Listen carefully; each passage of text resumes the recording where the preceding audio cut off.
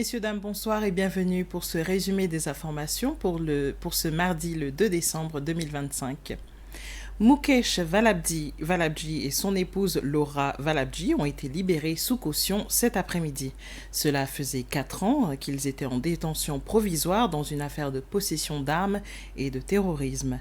Le juge en chef Ronnie Govinden a ordonné leur remise en liberté sous caution à la suite de nouveaux éléments médicaux présentés au tribunal. Selon un rapport d'expertise, Mukesh Balabji nécessite une intervention chirurgicale qui ne peut être réalisée en toute sécurité en détention en raison de risques liés à l'hygiène et à son état de santé. Un rapport de cardiologie a également révélé plusieurs affections médicales graves.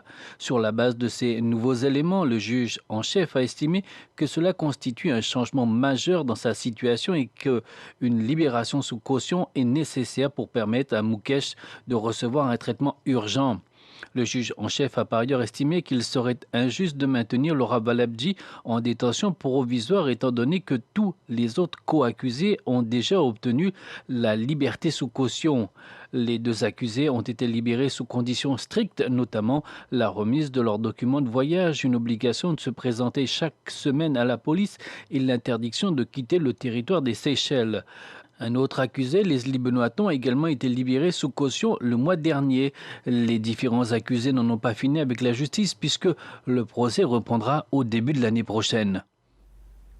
Le gouvernement a réaffirmé que le stop notice imposé au projet d'hôtel sur l'île Assomption restera en vigueur aussi longtemps que nécessaire jusqu'à que toutes les préoccupations environnementales et réglementaires soient réglées. Cette décision a été confirmée lors de la première visite officielle du président Patrick Herminy sur l'île. Le président Herminy était accompagné du vice-président Sébastien Pillet et de plusieurs ministres. Sur place, une présentation de l'état d'avancement du projet a été faite par le directeur général adjoint de IDC, Christian Launay, qui a expliqué que les travaux avaient progressé jusqu'à leur arrêt le 14 novembre dernier, date de l'imposition du stop notice. L'île d'Assomption, administrée par IDC, coûte environ 11 millions de roupies par an pour son maintien. Selon IDC, le projet hôtelier représente une opportunité importante pour rentabiliser l'île et gérer les bénéfices économiques pour le pays. La visite a été l'occasion pour la Seychelles Island Foundation, SIF et Friends of Aldabra, les deux ONG présentes, de poser leurs questions au gouvernement. La représentante de Friends of Aldabra, Victoria Dutil, a salué l'opportunité de visiter Assomption et de constater directement l'avancement du projet. Le président Herminy a annoncé qu'une commission d'enquête présidée par la juge Mathilda Toumi sera mise en place dès la semaine prochaine. Elle aura pour mandat d'examiner en profondeur le déroulement du projet, les décisions administratives, les responsabilités des différentes parties prenantes. L'Assemblée nationale était en débat pour approuver un budget supplémentaire de 452 millions de roupies financé par les 969 millions de roupies non dépensés depuis juin 2025.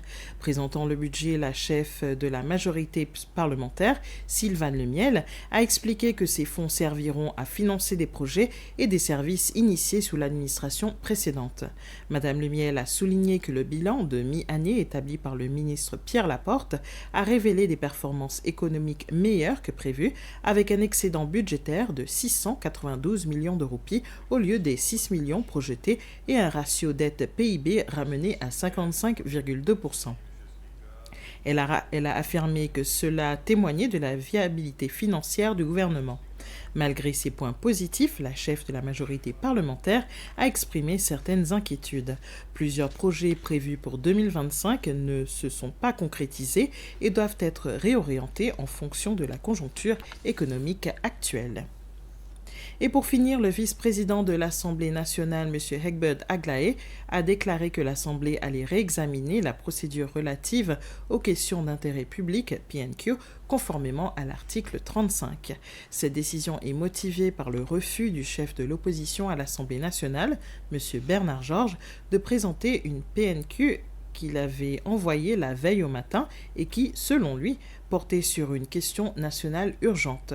Le vice-président l'a toutefois autorisé à soumettre sa PNQ à l'Assemblée à titre de privilège. Et voilà, messieurs, dames, c'est avec ça que nous terminons ce résumé des informations. Rejoignez-nous à 19h pour les informations en anglais.